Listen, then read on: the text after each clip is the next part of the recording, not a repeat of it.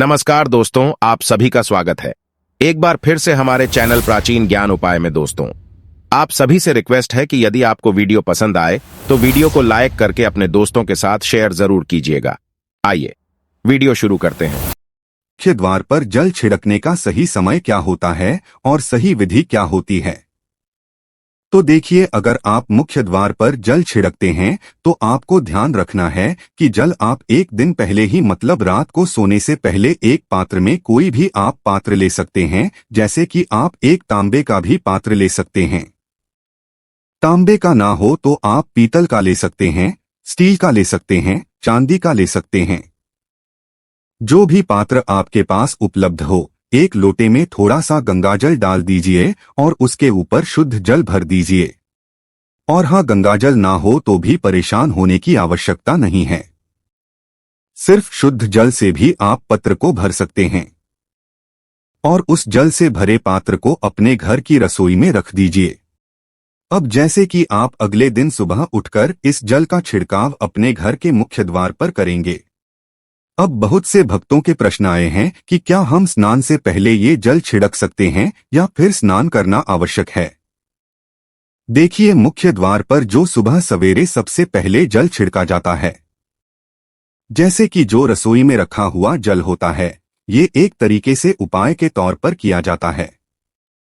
घर में किसी भी प्रकार की परेशानी हो, किसी भी प्रकार के दुख दर्द रहता हो, गरीबी हो या फिर कलह क्लेश बहुत अधिक रहता है, मतलब किसी भी प्रकार की नकारात्मक ऊर्जा से आप परेशान हैं, बहुत समय से परेशानियों में ही घिरे हुए हैं, तो ऐसे में घर की रसोई में जल रखा जाता है और यही जल घर के मुख्य द्वार पर सुबह उठकर छिड़का जाता है।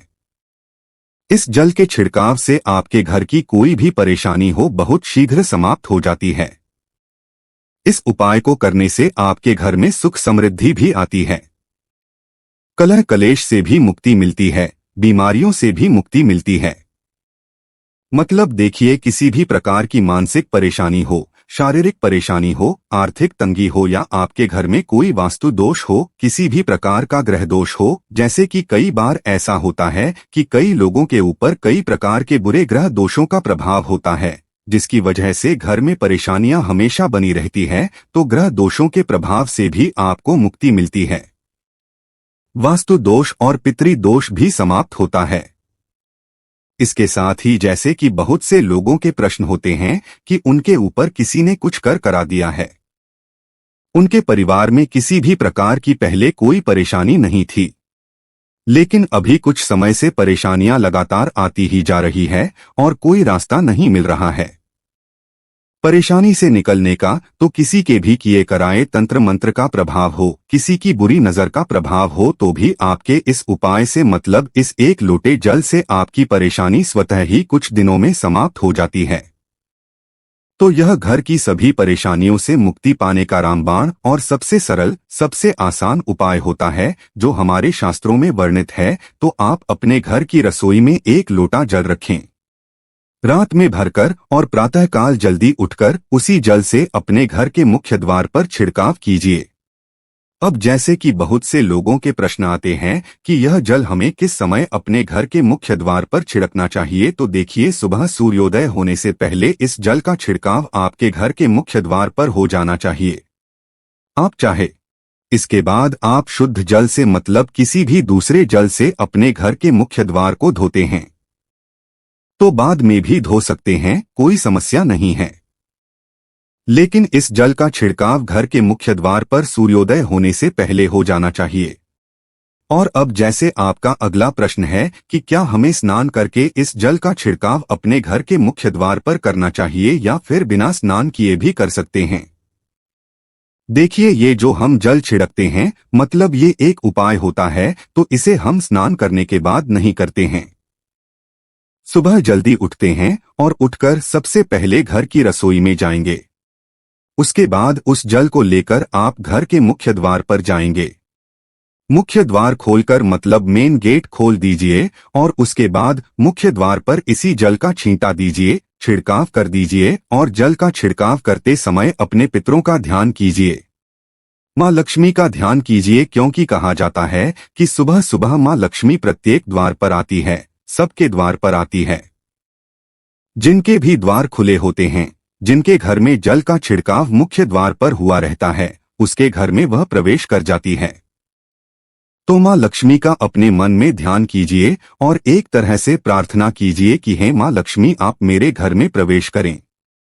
मैं आपका स्वागत करने के लिए तैयार हूँ। और इसके बाद अपने पितरों का ध्यान कीजिए, क्योंकि हमारे घर की जो दहलीज होती है वहीं पर पितरों का वास माना जाता है। तो जब आप दहलीज पर जल के छींटे देते हैं तो आपके पितर बहुत हो जाते हैं, प्रसन्न हो जाते हैं और उनका आशीर्वाद भी आपको प्राप्त होता है। तो सुबह जो आप जल छिड़कें, इसके लिए स्नान करने की आवश्यकता नहीं है, बिना स्नान किए भी कर सकते हैं। और अब आपका अगला प्रश्न है कि क्या झाड़ू लगाने के बाद हमें जल का छिड़काव करना चाहिए या फिर झाड़ू लगाने से पहले भी जल का छिड़काव कर सकते हैं।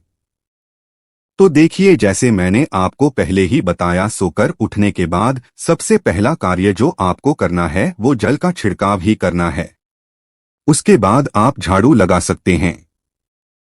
लेकिन एक चीज का ध्यान रखिए, जब हम सोकर उठते हैं तो सबसे पहले बिस्तर पर बैठे हुए ही अपने दोनों हथेलियों को जोड़कर और दोनों हथेलियों को सामने से जोड़कर पूरी हथेली को देखा जाता है।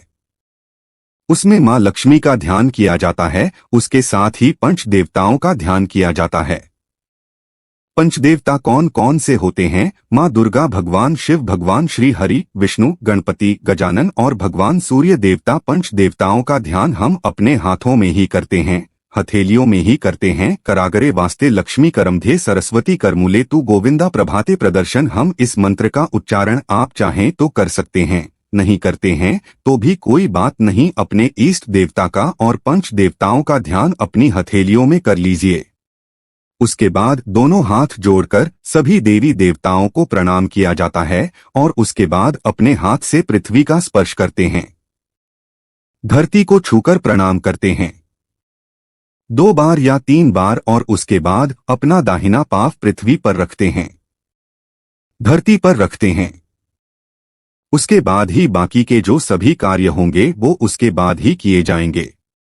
जल का छिड़काव आप उसके बाद ही करेंगे, मतलब सुबह उठने के बाद सबसे पहले हथेलियों के दर्शन, फिर धरती को प्रणाम कीजिए, फिर धरती पर पैर रखिए और उसके बाद रसोई में जाकर आपको जल लेना है और घर का मुख्य द्वार खोलकर मुख्य द्वार पर जल का छिड़काव करना है। माँ लक्ष्मी का और अपने पितरों का ध्यान करना है। उसके बाद आप अपने घर में आ जाएंगे और उसके बाद जो भी आपके रूटीन वर्क होते हैं, मतलब झाड़ू लगाएंगे या फिर आप स्नान करेंगे, ये सभी कार्य उसके बाद किए जाएंगे। और अब जैसे कि कई लोगों के प्रश्न आते हैं कि जब हम जल का छिड़काव करते हैं, क्या उसी समय हम घर के मुख्य द्वार पर झाड़ू लगाकर और पानी डालकर क्या हम मुख्य द्वार की अच्छे से सफाई कर सकते हैं?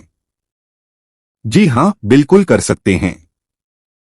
पहले आप जो रसोई में रखा हुआ जल है उस जल का छिड़काव कर दीजिए। उसके बाद और भी पानी डालकर, मतलब अगर आपके पास जल और उपलब्ध है तो और जल लेकर और घर के मुख्य द्वार की अच्छी तरह से झाड़ू से या कैसे भी सफाई कर सकते हैं। और कई लोगों के प्रश्न आए हैं कि हम किसी फ्लैट में रहते हैं या फिर किसी ऐसे कमरे में रहते हैं, किराए के कमरे में, कि हमारे पास एक ही कमरा है, तो हम जल का छिड़काव या फिर दीपदान कहाँ पर करें? किसी हम अपना मुख्य द्वार माने देखिए जो आपका अपना कमरा है या फिर जो फ्लैट है आपका, जहाँ पर आपका नेम प्लेट लगा हुआ है, आप उसी स्थान पर दीपदान करेंगे और उसी स्थान पर आपको जल का छिड़काव करना है। मतलब जहां पर आपका अगर एक ही कमरे का मकान है तो आपके कमरे का जो दरवाजा है वहीं पर आपको थोड़ा सा जल छिड़कना है और वहीं पर आप दीपदान भी करेंगे। जो कि मुख्य द्वार से जुड़े हुए उपाय होते हैं वो आप अपने घर के, मतलब जो अपना कमरा है उसके बिल्कुल दरवाजे के पास ही करेंगे। तो दोस्तों, अगर आपको पूज्य गुरुजी द्वारा बताए गए ये उपाय अच्छे लगे हो तो इन्हें ज्यादा से ज्यादा लाइक करते हैं, शेयर कर दे और चैनल को सब्सक्राइब कर लें।